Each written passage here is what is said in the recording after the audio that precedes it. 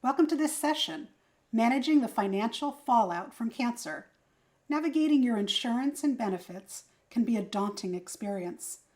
Joanna Fawzy Morales from Triage Cancer is here to offer an extremely helpful guide through the maze of treatment-related finances. Ms. Fawzy Morales is a cancer rights attorney and CEO of Triage Cancer, a national nonprofit organization providing free education on the practical and legal issues that impact individuals diagnosed with cancer and their caregivers. We are thrilled to have her with us for this conference. I'll turn it over to you, Joanna.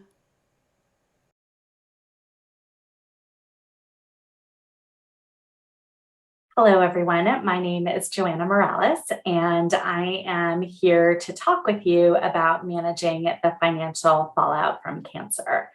And to get us started, I want to tell you just a little bit about Triage Cancer as an organization and the resources that we provide, so you know where to go for more information about the topics that I'm going to cover today. So in case you aren't familiar, Triage Cancer is a national nonprofit organization that provides education on the legal and practical issues that come up after a cancer diagnosis for individuals who've been diagnosed and for their caregivers. And we provide that free education through lots of different resources. We also have free educational events like our Triage Cancer Conference that is coming up on October 1st. And then we have materials and animated videos and guidebooks and our cancerfinances.org resource, as well as many others available at triagecancer.org. And I'm going to point to some of those resources during the presentation, so I wanted you to know where to go. So when we're talking about the financial burden that could potentially come with a cancer diagnosis, it's often referred to as financial toxicity. And that really speaks to the challenges that can come along financially with a cancer diagnosis. But the problem is that it's not easy to solve financial toxicity because there are so many contributing factors to it. And that can include things like your health insurance coverage or your employment situation or the insurance that you have access to, or even your original financial situation before a cancer diagnosis. But we think at Triage Cancer, one of the biggest ways that we can avoid financial toxicity is by having adequate health insurance coverage. So I'm going to talk a little bit about health insurance. So unfortunately, our healthcare system in the United States is incredibly complicated. And it isn't just my opinion, there's data that shows that only 4% of Americans could define the key terms that are used in health insurance. So if most people don't even understand the words that we're using when we talk about health insurance, how can we effectively navigate it as consumers or even make the right choices for ourselves in picking the right health insurance plan? So if you feel like you don't understand health insurance, you are absolutely not alone. So I want to talk a little bit about those key terms. Now, there are costs that we pay just to have health insurance coverage, and that's typically called our premium. And we usually pay it each month, and it's a fixed dollar amount that we pay each month just to have insurance. And even if we never got healthcare during the year, we would still have to pay our monthly premiums to have the insurance. But then there are costs that we pay when we go and get certain types of medical care. And so first we pay our annual deductible, which is a fixed dollar amount that we have to pay out of pocket first before our health insurance coverage even kicks in. So you might have a $50 deductible, you could have a $500 deductible, or you could have a $5,000 deductible, depending on the type of plan that you have. And then there's something called a copayment. And this is also a fixed dollar amount that you pay each time you get certain types of care. So you might have a $15 copayment to see your primary care physician, or a $50 copayment to see a specialist, or maybe even a $500 copayment if you're going into the emergency room. And that's different from coinsurance or cost share. And those are two terms that are used the same way. And it's a percentage. It's the difference between what insurance companies pay for our medical expenses and what we pay for our medical expenses. So if you have an 80-20 cost share, the insurance company is going to pay 80% and you're responsible for 20% of your medical expenses. And then probably the most important thing that everybody should know about their health insurance coverage is what the out-of-pocket maximum is. This is also a fixed dollar amount that when you reach that fixed dollar amount out of your out-of-pocket expenses, then your insurance will kick in at 100% for the rest of the year. So the way that you reach your out-of-pocket maximum is that you get to add up what you pay for your deductible, plus any co-payments that you make during the year, plus any co-insurance amounts. And when you reach your out-of-pocket maximum, again, the insurance will kick in at 100% for the rest of the year.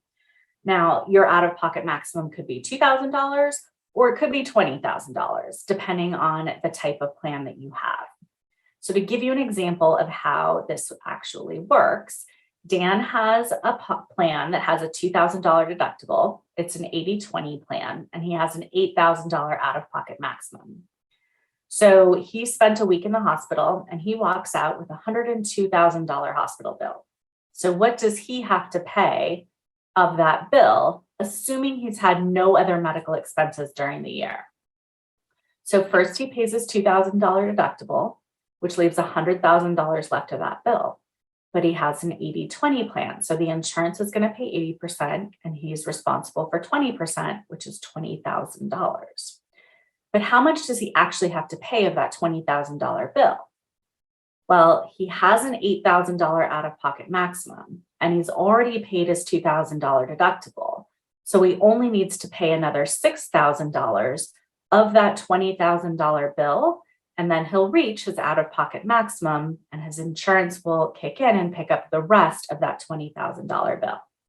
Now, I'm definitely not suggesting $8,000 isn't a lot of money, but it's better than not having the out-of-pocket maximum where he'd be fully responsible for that $20,000 bill. So what I just explained is actually in one of our animated videos on health insurance basics. So if you'd like to see it again or share it with somebody else, you can do that online. Now, with health insurance, the devil is definitely in the details. So when we're talking about out-of-pocket maximums, there are some key things to know. You might have a plan that has an individual out-of-pocket maximum and a family out-of-pocket maximum if you have a family plan. And when we're talking about plans that are sold through the marketplace, those plans have the greatest consumer protections. And so out-of-pocket maximums actually have to include the deductibles, the co-payments, and the co-insurance amounts, both for medical care and prescription drug coverage. But when we're talking about some employer plans, they can carve things out. So some employer plans don't include deductibles in the out-of-pocket maximum. They just include co-pays and co-insurance that you pay. Some employer plans don't include deductibles or co-payments. They're just including co-insurance amounts to help you reach that out-of-pocket maximum. And then some employer plans actually have separate out-of-pocket maximums for prescription drugs. So you have an out-of-pocket maximum for medical care, and then you have one for prescription drugs. So it's very important that you know the specifics of your plan so that you understand what your potential out-of-pocket costs could be and allow you to do this math. Now, I also want to mention some of the things that insurance companies require us to do that can sometimes increase our costs. And one of those things is that they require prior authorization. And that means that you have to get their approval before you get medical care. So when you're getting permission from them, you have to actually ask them, is it okay if I get this care? Are you going to cover it? And they will tell you yes or no. Now, the problem with prior authorization is it might be called different things. So it might be pre-authorization or prior approval, but it also isn't obvious what you need prior authorization for. Most insurance companies don't give us a list of all the things that need prior authorization so you know ahead of time.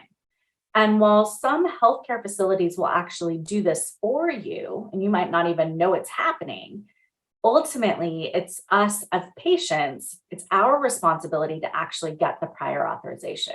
Because if our healthcare professionals don't, and we get the medical care that required the prior authorization, insurance companies can actually deny coverage for that care, which means that we have to pay out of pocket for that care, which obviously increases our out of pocket costs.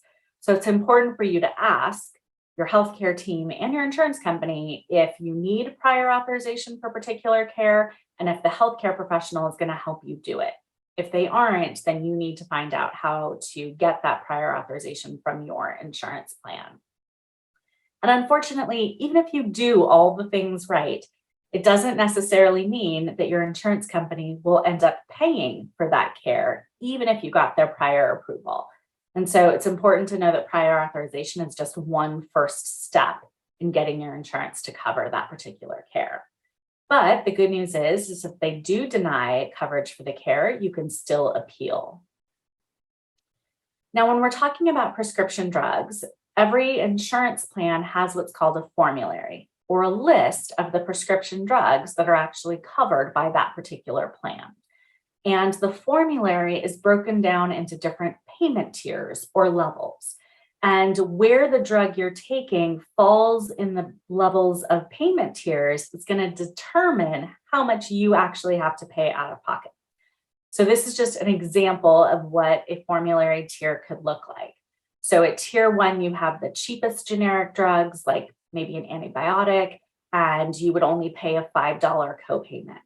At tier 2, there's more expensive generic drugs and some preferred brand name drugs, and there you would pay $25 copayment per prescription. And then at tier 3, that includes the more expensive or non-preferred brand name drugs, where maybe you have to pay $100 copayment per prescription. But then at tier 4, we have what are called specialty drugs and newly approved drugs by the Food and Drug Administration. Most of the time when we're talking about cancer care, those are specialty drugs that are being utilized to treat cancer. And so instead of a copayment, here we have a coinsurance amount where it's a percentage. So this is where the out-of-pocket costs sort of exponentially could increase. And if you have a drug that's $1,000 per month, if you're paying 20%, that's $200 that you're paying for your drug out of pocket per month. Or if you have a more expensive drug, that could be considerably more. And so this is just an example, but what is important for you is to actually check to see how your plan handles prescription drug costs and what your formulary looks like. So when we're talking about health insurance coverage in the United States, there's only 3 places where we go to get health insurance. We're either getting it directly from an insurance company, we're getting it through the government. And by that, I mean Medicare, Medicaid, military or veterans plans, the Indian Health Service, state or local programs. But still about 50% of people in the United States get their health insurance coverage through an employer. Now, today I'm not going to talk about all of your health insurance options, but what I do want to make sure you know is that even if you feel like you have good health insurance now, it's very important that you know all of your health insurance options so that each year you can actually do some assessments to see, does your health insurance still work for you? Does it cover the providers and the care that you need? And is it going to have the lowest out-of-pocket costs for you? So you can be deciding every single year what's the best plan for you, but you can only do that if you know all of your health insurance options. And at Triage Cancer, we have a lot of resources that talk about different types of health insurance options and how to actually weigh those options. We do have some webinars that are coming up and that have been recorded that you can watch on our website that talk about different types of health insurance like Medicare or marketplace coverage. So once you've understood all of your health insurance options, how do you actually compare them effectively to figure out what they're going to cost you? And I'm going to walk you through an exercise that can be used if you're comparing different plans in the marketplace, if your employer offers you different types of plans at work. You can compare what your employer offers you at work to what's available in the marketplace. And then you can also compare Medicare Advantage plans using the same exercise. So here we have 3 plans. We have a bronze plan at $200 a month with an $8,000 out-of-pocket maximum, a silver plan at $275 a month with a $6,000 out-of-pocket maximum, and a platinum level plan at $400 a month with a $2,000 out-of-pocket maximum. Now, assuming that you're going to hit your out-of-pocket maximum during the year, because when we're talking about the cost of cancer care, that's pretty likely. Can you tell just by looking at these plans which is actually going to cost you least by the end of the year? No, you can't tell just by looking at them. You actually have to do the math. And the way that you do the math is that you take the monthly premium and you multiply it times 12, because that's how much it's going to cost you to have the plan for the year. And then you add that to the out-of-pocket maximum, because that's the most you're going to pay out of pocket for your medical expenses during the year. So here, if you look at the math, the platinum level plan ends up being cheaper by a couple $1,000s by the end of the year. So when we're talking about how do we avoid financial toxicity and those high out-of-pocket costs, this is what we're talking about. Making sure you have adequate health insurance coverage with the lowest out-of-pocket costs. And even if you feel like you already have a plan that has high out-of-pocket costs and you already have high bills, that doesn't mean moving forward you can't change your insurance plan. So our goal is to help people understand how to pick a plan effectively so that moving forward, you're not continuing to incur high out-of-pocket costs. But it isn't just about cost. You have to make sure that any plans that you're looking at actually cover what you need. So you need to check to see if it covers your providers and the hospitals and facilities that you go to. Does it cover the prescription drugs that you take?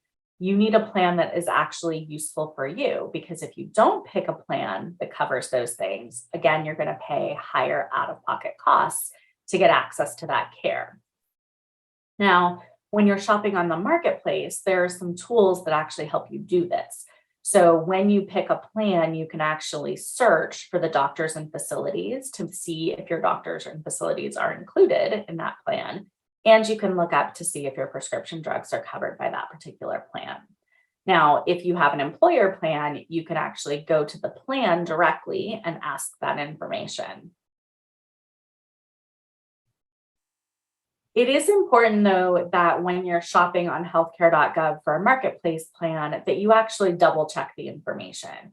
We've occasionally found that the information isn't up to date. And so you always want to double check with your providers to make sure that they take the specific plan that you're looking at.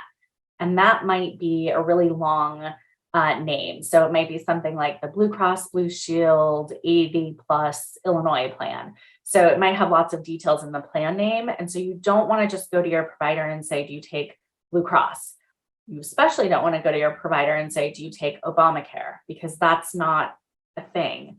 Every plan sold in the marketplace is sold by a private insurance company and has different plan names. So you need to use the specific plan name when asking your providers if they take that particular plan.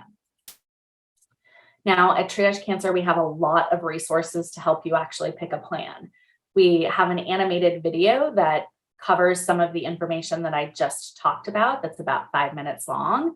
But we also have some worksheets that can help you do the math to compare your plan choices so that you can figure out which plan is actually going to cost you the least by the end of the year. So I would definitely suggest using these worksheets when you're doing the math to compare plans, because it helps you make sure that you've included everything. Now, when you're going to the pharmacy to pick up your prescription drugs, you might find that you have a very high copayment if you are using your insurance to pay for that particular drug. There are a lot of drug discount cards available, including one that Triage Cancer offers in partnership with Needy Meds. And if you go into the pharmacy and find out that you have a high copayment, you can ask the pharmacist, what would it cost me out of pocket if I use a drug discount card instead? Now, as I mentioned, there's lots of drug discount cards available. This is one that you can actually print off from our website, and you don't have to register for it. And anyone in your family can use it. You can hand it to a neighbor if you wanted to. But what I really think is important about this drug discount card is that it's really a reminder that when you go into the pharmacy to ask the question, is there a way to lower my copayments? because sometimes if the pharmacy doesn't take this particular card, they will tell you about other programs that might be available to you to help you lower your copayments. But if you don't ask the question, they aren't going to offer up that information. So it's very important to actually remember to ask the question, and this drug discount card can help you remember to do that. Now, when we're talking about medical bills, even if you have the best medical insurance and the lowest out-of-pocket costs, you're still going to have medical bills. And unfortunately, medical bills generate a lot of paper, and it might be physical paper, it might be online paper, emails, or even things in your insurance account. But you might get a lot of communications, and those communications come from your insurance company, and it might be a letter that says, "We've received your claim." And then the next letter might say, "We're processing your claim." And then ultimately, you will receive from your insurance company an explanation of benefits, or an EOB. And explanation of benefits looks something like this document, where it says somewhere on it that this is not a bill. So you always want to make sure not to pay your explanation of benefits, because this is coming from your insurance company and you don't owe payments to your insurance company for care that you've received. That goes back to your provider. So it's going to have your contact information. It'll have a summary of the particular claim. It'll have this chart that shows you the care that you've received, the dates of service. It's going to show what the insurance company paid. And then ultimately, it's going to show what you're responsible for paying. And so it might use the words patient responsibility, or what you're responsible for. And you always want to make sure that this information is accurate. But you first need to find the bill from your provider. So that's the last piece of paperwork you're going to receive, is the bill from your provider. But it doesn't necessarily always happen in that order. You might get the bill from your provider before you've ever received a letter from your insurance company saying, "We're processing your claim." So it's important that if you get your bill first, that you wait to get your explanation of benefits from your insurance company and compare the two documents. They should match. What the insurance company says that they've paid and what you're responsible for should match what's on the actual bill from the provider. And if they don't match, then you need to ask some questions. So you need to actually talk to your healthcare provider and find out why it doesn't reflect what your insurance company is saying you're responsible for paying. You also just want to make sure everything's accurate. This is a human process. People type information into a computer. And so you want to make sure that it only says one of something as opposed to 11 of something. You want to make sure that your EOB is correct too. And then you can ask questions both of your provider and your insurance company to make sure that all of the information is correct. Now, if you're getting a lot of medical bills and this process, it seems overwhelming, you might actually want to consider a professional bill reviewer to go through all of your medical bills and make sure everything was accurate. And if it turns out that they have denied coverage for your care and are saying you're fully responsible for it, it is very worth appealing that decision. You don't have to take no for an answer. And when we're talking about appeals, specifically as it relates to private insurance, either an individual plan or an employer plan, under the Affordable Care Act, you actually have two chances to appeal an insurance company's decision. You can first go back to the insurance company and say, "I'd like you to reconsider," and that's referred to as an internal appeal. But under the Affordable Care Act, you now have the right to an external appeal, where you get to go outside the insurance company to an independent entity, and they're going to look to see, is the care that you've been prescribed medically necessary? And if they decide that it is, then that decision is binding on the insurance company. Now, we know, since this has been in effect, on average across the country, these decisions are being overturned 50% of the time. So 50% of the time, patients are actually successful at getting their care covered by their insurance company. Now, I often talk about the appeals process as the best kept secret of our healthcare system, because people don't use it. Unfortunately, most people do take no for an answer. And when I say most people, I mean 98.8% of people don't appeal, even internally, let alone to the external appeals process. And here we actually have a system that is set up to protect consumers, but consumers don't know it exists or how to tap into it. So Triage Cancer actually has a number of resources to help people navigate the appeals process through different types of insurance. So both for private insurance, Medicaid, Medicare, and military plans, we have information on cancerfinances.org on how to actually appeal based on the type of insurance that you have. We also have a resource to help people navigate their medical bills. So we have this worksheet, which you can download from our website, and it will show up in Google Sheets or in an Excel document. And it's structured to help you keep track of your medical bills. And this is what it looks like kind of blown up. But what you can do is you add in your plan's information, including what the deductible is and what the out-of-pocket maximum is. And as you add information to the spreadsheet, it will actually automatically calculate how much left you have to pay during the year to pay your deductible and to pay your out-of-pocket maximum.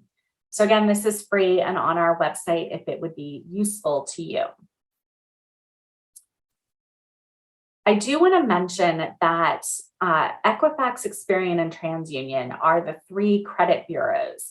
And they announced this year that they're going to treat medical debt differently on credit reports to try to minimize the impact that medical debt has on your credit score and how that impacts your life as a consumer. So as of this summer, if you've paid off a medical debt, it will be removed from your credit report. It will no longer stay on your credit report for 7 years. And they are going to give you more time to actually pay your medical debts before it gets reported on your credit report. And then starting next year, any medical debt that is under $500 will not get reported to the credit report at all. So it won't show up on your credit report and impact your credit score. So hopefully this will be a positive step for people who are dealing with medical debt on their credit report. Now, I mentioned cancerfinances.org, and this is a resource that provides information on topics that can impact your financial situation. And when you go onto the site, you can pick a topic, and then it starts to ask you questions based on your situation and what you're looking for, and it tailors the answers based on how you've answered the questions. So you're getting directed to the information that is most applicable to you. I do want to mention for a few minutes employment and disability insurance, because we know that one of the biggest impacts that a cancer diagnosis can have is on someone's ability to work. And clearly that has an impact on their income, which impacts their financial situation and contributes to that financial burden. So I want to make sure that everybody knows that there are laws that protect people in the workplace and allow people to stay at work, return to work, and take time off, and replace some of those lost wages if people do need to take time off work. So there's actually a lot of places to go for information about your employment rights. There are laws that we refer to as fair employment laws, which protect people against discrimination in the workplace based on their medical conditions, and give them access to reasonable accommodations, which are changes at work that can help someone continue to do their job or return to work. And those fair employment laws exist at the federal level, like the Americans with Disabilities Act, but they also exist at the state level. And it's important to remember that sometimes those state laws are more protective than the federal laws. And if you don't meet the requirements to use the federal law, you might meet the requirements to use the state law. So you want to know what's available to you both at the federal level and at the state level. And then there are laws that we refer to as leave laws. And these are laws that allow us to take time off of work and potentially get access to some job protection and even health insurance protection if you get health insurance at work. And again, those exist at the federal level, like the Family and Medical Leave Act or FMLA, but they also exist at the state level and sometimes even the county and city level. So it's important to know what's available to you locally as well. And then some of us work under employment contracts or are a member of a union. And that union bargaining agreement can provide additional information about what someone has access to at work when it comes to protections and benefits and useful things that can help someone through a cancer diagnosis and balancing work. But we do forget that the law just provides a bare minimum of what the employers have to do. There are so many employers out there that go above and beyond what they're required to do under the law. And so some employers might offer employee benefits like health or disability or even life insurance policies. They might offer sick time or vacation time or just general PTO time. They might have policies that say your coworkers can donate their leave hours to you. So all of those things are specific to an employer, and they're usually contained in some version of an employee manual or handbook or policies and procedures document. But if it turns out you work for an employer that doesn't have that all written down, you can at least go to the person at your workplace where you turn in your timesheet to, or maybe they handle the health insurance benefits. So someone at your place of employment has information about what these policies are. When we're talking about disability insurance is the type of insurance that you can get that replaces your wages if you need to take time off work because of a medical condition. And there are different types of disability insurance.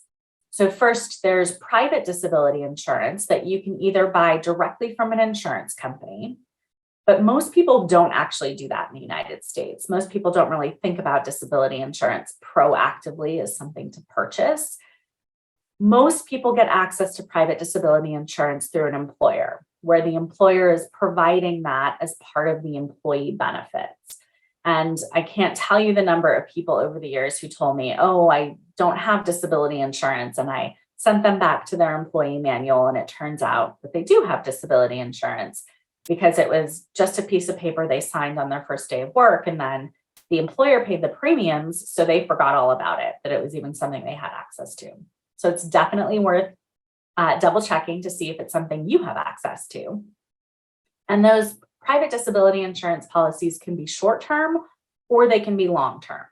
Short-term disability policies typically last 6 months to a year, whereas long-term disability policies are typically for medical conditions that last at least a year or longer. And so you might have access to both, whether it's something that you bought directly from an insurance company or if your employer offers those two different types of plans to you. There are a handful of states that do offer state disability insurance. There's California, New York, New Jersey, Rhode Island, and Hawaii, as well as Puerto Rico, that offer these short-term disability benefits. Every state's program is a little bit different. Some last 6 months, some last 12 months. So if you want to learn more about your state disability insurance program, we have that information on our quick guide to state disability insurance and our state resources page. And then that brings us to the two federal long-term disability insurance programs that are run through the Social Security Administration. There's Social Security Disability Insurance, which is SSDI, and there's Supplemental Security Income, which is SSI. And these two programs really have the highest standard of disability in all the laws and programs that we talk about, where not only do you have to have a serious medical condition that is expected to last at least a year or longer, but it has to keep you from doing your current job, but also from being able to do really any job that you've had for the last 15 years. So it really is focused on how does your medical condition impact your ability to work? And you really have to be unable to work to get access to these benefits. So if you want more information about all of these disability insurance options and how to apply for them, as well as how to appeal denials if you get denied for coverage, we have all of that information on our disability resources page. So you can find that online on our website. I do just want to mention that there are also some very limited options for caregivers who are needing to take time off work and replace some of those lost wages while taking time off work as a caregiver. There are a growing number of states that offer state paid leave for caregivers. So we have some new states that are rolling out programs this year, and legislatures are constantly looking at this issue. So if you're interested in legislative advocacy, this is something to pay attention to in your state if your state currently doesn't offer paid leave for caregivers. There is also a state Medicaid program that provides in-home services that can help with activities of daily living or things like grocery shopping or household cleaning. And if you have Medicaid or you qualify for Medicaid in your state and you get access to these programs, your family members could potentially get paid as the caregivers who are providing these services. So on our chart of state laws, you can find out if your state has this program and if your state allows your family members to get paid as caregivers for doing things that they probably would have been doing for you anyway. So that might be a way to replace some of those lost wages. I do want to mention that Triage Cancer also has a legal and financial navigation program where if you have questions about your specific situation, whether it be about work or accessing disability insurance or your health insurance options or your financial situation, you can contact our navigation program by filling out a form at triagecancer.org/get help. And it will send you an email to schedule a time to speak with one of our staff members individually. So you get that one-on-one assistance. So that is something available to you as well. So with that, I am going to stop here. So thank you so much.